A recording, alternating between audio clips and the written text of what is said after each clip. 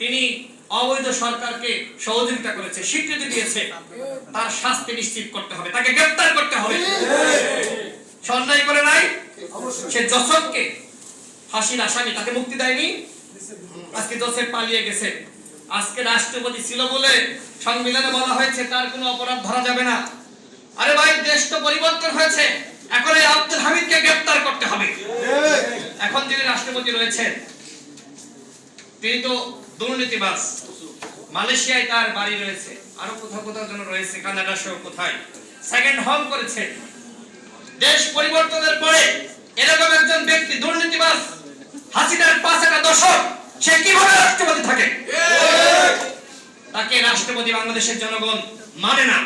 সুতরাং এই অন্তর্বর্তীকালীন সরকারকে বলবো, আপনারা আমাদের সরকার, আমরা আপনাদের লোক, আপনাদেরকে আমরা নির্বাচিত করেছি, আপনারা নতুন রাষ্ট্রপতি নির্বাচিত করুন। এরকম রাষ্ট্রপতি জনগণের রাষ্ট্রপতি হতে পারে না। দেশ পরিবর্তন হয়েছে, সর্বত্র পরিবর্তন হতে হবে। পুলিশ প্রশাসনে সংস্কার আনতে হবে। আমরা বারবার বলে আসছি, হাসিনার পুলিশ দিয়ে আপনি রাষ্ট্র সংস্কার করতে পারবেন না। হাসিনা যাদেরকে নিয়োজিত করেছে তাদের মাধ্যমে রাষ্ট্র সংস্কার কখনোই সম্ভবপর নয়। সচিবালয়ে আমরা গিয়েছিলাম, সেখানকার কর্মকর্তা যারা দেশপ্রেমিক তারা বলছে যে এখানকার 90% কর্মকর্তা তারা কাজ করতে চায় না।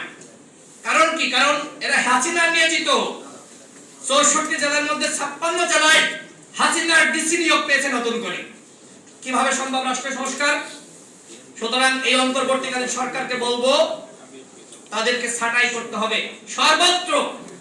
যারা দেশপ্রেমিক, যারা এই সরকারের আমলে বঞ্চিত হয়েছে, নিপীড়িত হয়েছে, সেই সকল কর্মকর্তাদেরকে ডিসি বানাতে হবে, এসপি বানাতে হবে। হাসিনার আমলের সুবিধাভোগী প্রত্যেকটা জায়গা থেকে ছাঁটাই করতে হবে, এটাও রাষ্ট্র সংস্কার। বিচার বিভাগের স্বাধীনতা, যেটা অ্যাটর্নি জেনারেল বক্তব্য রেখেছে, প্রধান বিচারপতি বক্তব্য রেখেছে, যেটি মামুন মাহবুব ভাই বললেন, চমৎকার বক্তব্য রেখেছেন। বিচার বিভাগকে কারোর কর্তৃত্ব বিচার বিভাগে করতে দেওয়া যাবে না। সেটি আগামীতে যে সরকার আসুক তাকে করতে দেওয়া যাবে না।